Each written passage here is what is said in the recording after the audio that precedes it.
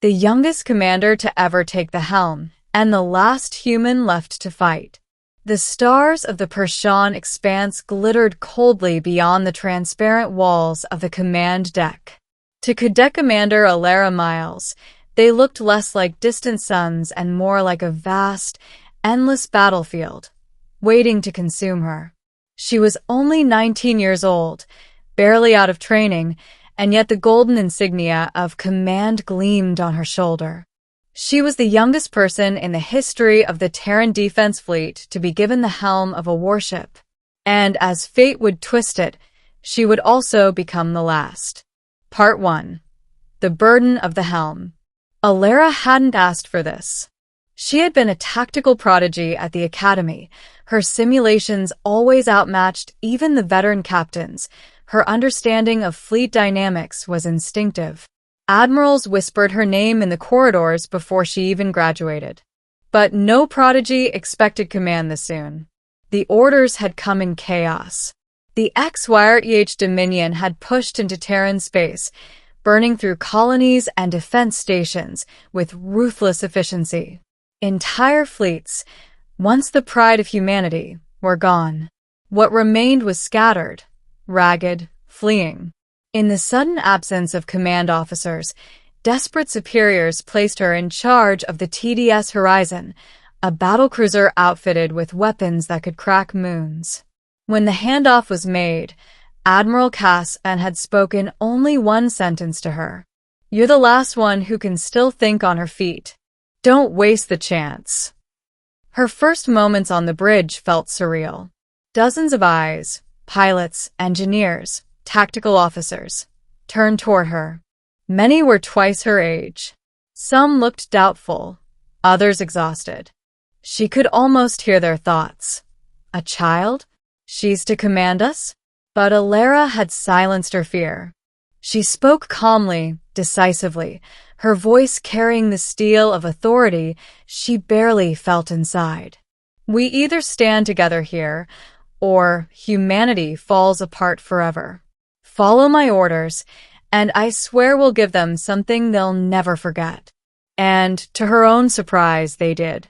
Part 2. The Dominion War. The Horizon's first battle under her command had been against 3 XYRTH warshards orbiting Vega 4. Their vessels were living metal, sleek and fluid, powered by exotic energy fields humanity could barely comprehend. Alara's instincts screamed at her not to engage. Every simulation said retreat was the only option. But retreat meant the evacuation transports below would be slaughtered. So she gambled.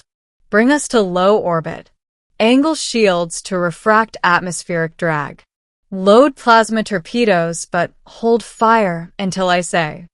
Her crew obeyed, uncertain.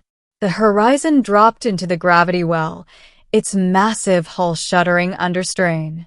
The XYRTH, accustomed to fighting in the clean void, swooped downward in pursuit. That was when Alara sprang the trap. "Release all torpedoes. Detonate in atmosphere." The torpedoes didn't strike the XYRTH directly.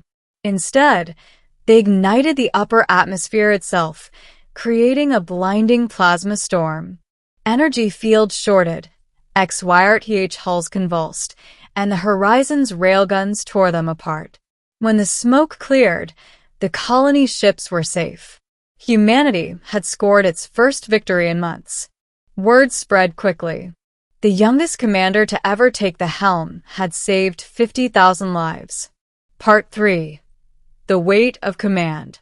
But glory was a thin veil over grief. For every colony Alara saved, 3 more fell. Reports filled her screens daily. Planets scorched, fleets gone silent, billions lost. In her private quarters, she stared into the mirror and saw the cracks forming. Her eyes were tired, her frame thin from skipped meals.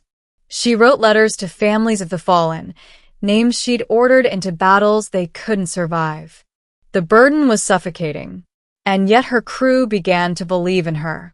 Chief Engineer Darius, a grizzled veteran, once placed a calloused hand on her shoulder. You fight like you've lived 100 wars, girl. Maybe you're the only reason we've got left to keep going. Still, Alara wondered how long going meant. The Dominion's numbers seemed endless, their strategy flawless. Each day, more Terran signals winked out of existence. Humanity was being erased, one system at a time. And then came the order that sealed her fate. Part 4. The Last Fleet. The High Command was gone. Earth itself was dark, its orbital defenses shattered. Only scattered remnants of the fleet remained, huddled in the Epsilon Rift. Every commander senior to Alara was dead or missing. By chain of survival alone, she was the highest-ranking officer left. The burden of all humanity now fell on the shoulders of a 19-year-old girl. She convened the captains of the surviving ships, a dozen vessels, where once there had been thousands. Faces flickered in holoscreens, gaunt with despair. "We cannot win," one captain said flatly. "We should scatter, find worlds to hide on, preserve what we can." "No," Alara countered. Her voice shook, but she steadied it. "If we scatter, they'll hunt us down one by one. We must strike, not as a broken remnant, but as humanity's last defiance." Silence. Then slowly a few nods. So they planned their last stand. Operation Dawnbreaker. The XYRTH fleet that encircled the rift numbered in the hundreds. But their core vessel, their living command node, was said to be vulnerable. Destroy it, and the swarm would collapse into chaos. It was a suicidal mission, but it was all they had. Part 5. Dawnbreaker. The battle was apocalyptic. The void blazed with particle fire, plasma storms, and rupture hulls. Human ships detonated one by one, each sacrifice buying the horizon a few more seconds. Alara stood at the center of the storm, her mind working faster than fear. Shift port batteries to 90 degrees. Brace shields, vector engines toward their flank. Her orders came rapid fire, her crew executing them without hesitation. They trusted her utterly now. But the cost was horrific. One by one, her allied ships winked out. The horizon was soon alone, limping, its hull cracked, fires raging across decks. And then she saw it, the XYRTH command node, a vast, pulsing sphere of molten silver, shielded by arcs of energy. "Ram us into it," Alara ordered. Her crew stared. "Commander." "That's an order." The horizon surged forward, every remaining engine burning. XYRTH vessels swarmed to intercept, but the battlecruiser plowed through, bleeding fire and debris. As they closed the distance, Alara armed the reactor. "This ship, and everyone aboard, will be remembered as humanity's last light," she said quietly. Then, with a calm finality, she triggered the overload. Part 6. The Last Human. The explosion ripped the rift apart.